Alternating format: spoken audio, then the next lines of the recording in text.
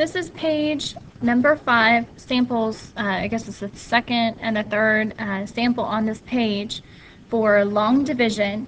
You're going to use this skill anytime you don't have like a standard binomial like x plus 4 or something like that, that you have to divide a polynomial function by.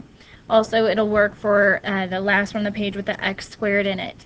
You will be using this in pre-cal when you want to find slant asymptotes and things like that, so it is very useful, and that's pretty much the main reason why we're learning it, is that you will need it for pre-cal for sure. So on this first one, we are going to do long division, which is instead of synthetic division, which we're going to do synthetic division in a minute.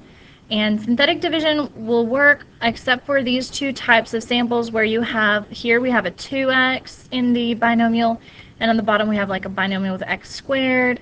So we're going to need to use long division for this process. So just like the division at the top of the page, like middle school division, where you are dividing this number 32, 322 by 14, we first look at the 32 because 14 has 2 digits. We look at the 3 and the 2.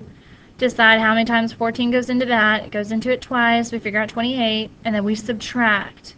We're going to be doing the same process just like when you used to do long division.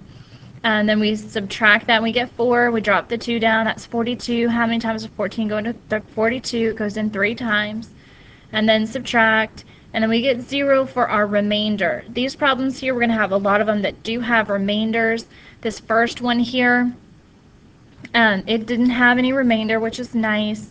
And again, we look at the 2 spaces here, and then what makes the x minus 2, if we multiply it by what, we'll get this first one to cancel, and that's the main idea here. So if we multiply it by x, then you have to put it over the second term, because it says 2 terms, so you put it over the second term. X times x is x squared, and then x times negative 2 is negative 2x, and then you subtract it. So x squared minus x squared is 0x squared, and then 5x minus a negative 2x is positive 7x. And then we drop down the negative 14, and then we figure out, okay, how do we make the x match the 7x? Well, that's plus 7, so times by 7. 7 times x, 7x, 7 times negative 2, negative 14, and then subtract that, and it ends up being 0. So we're going to do these bottom 2 samples, which are a little bit more complex than those 2. So first thing, I'm going to set up the problem by writing the factor outside of the house. Inside of the house, what we're dividing that factor, what we're dividing that factor by, or dividing by that factor. So 6x squared minus 5x plus 9 is what we're dividing.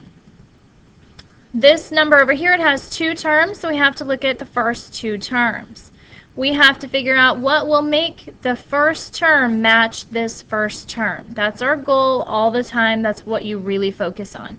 So to get the 2 to be 2x, to get that to be 6x squared, we have to multiply by 3x. We write that above the second term because it's 2 terms.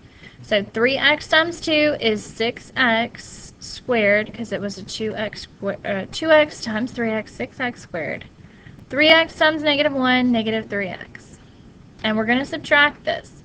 So subtracting it, what we're doing, we're subtracting the 6x squared, and we are also subtracting a negative 3x, which means that we're minus and minus is going to be adding that. So 6x squared minus 6x squared is 0 there. Negative 5x minus a negative, which is adding. 3x is negative 2x. Then we drop down the 9. It's a positive 9 there. And then we go back and look at the 2x that we're dividing again. So we're dividing by 2x. So to get this 2x that we're dividing by to be the same as this negative 2x, we need to multiply by negative 1. So negative 1. So negative 1 times 2 is negative 2x.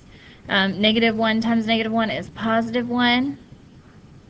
And again, we are subtracting that. So we're subtracting this whole parentheses set. So negative 2x minus a minus, that's going to be adding. Those will cancel. 9 minus a positive 1 is 8.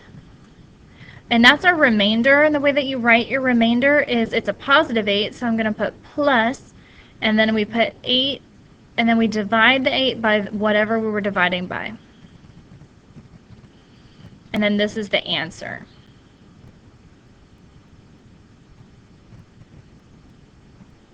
So it's 3x minus 1 plus 8 divided by 2x minus 1 when we divide this first polynomial function by 2x minus 1.